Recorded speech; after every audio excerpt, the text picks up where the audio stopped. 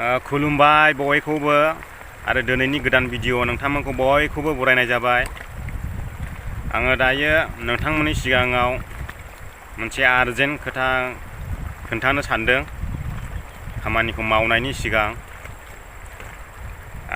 खोन्थानायनि सिगां नायग्रोदो नोंथांमोना आं बबाव जिरायनानै दं।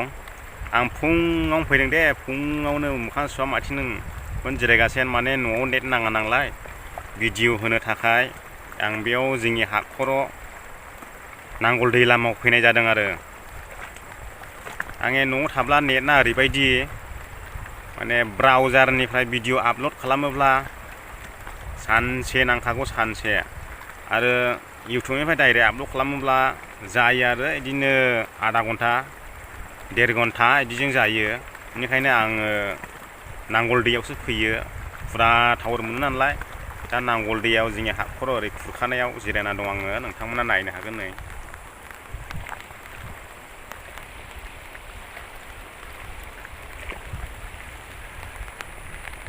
आङो दाख्लैयो बेखौ नोंथांमोननो देखायखांबाय।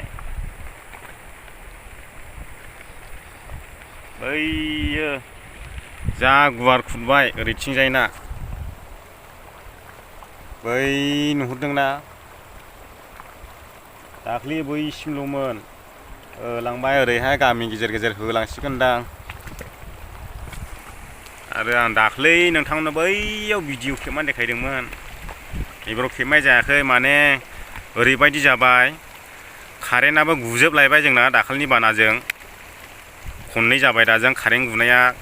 देग्लायनि बोसोराव फैगोन ना फैला कारेन्ट मिन्थिला आरो।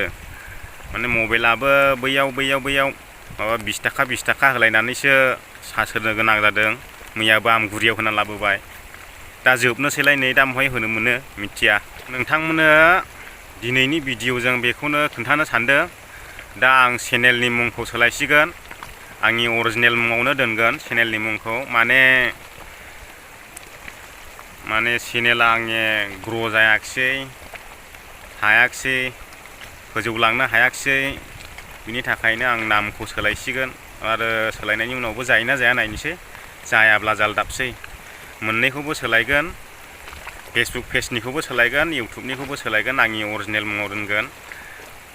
नोंथांमोना नामखौ स्क्रिनाव नायना लादो, आं स्क्रिनाव होनोसै। दा बेखिनियानो आरोना। आंबो दा थांनोसै न'आव। साहाबो लोङाखै, दा 8थासो जाबाय खोमा, जाबायानो 8:15 जाबाय। आं फुङावनो फैखादों सिखारनानै, ओरैनो मोसौ खायैनो ओरैनो दैलामाव जिरायनानै भिडिअ आपल'ड होगासिनो।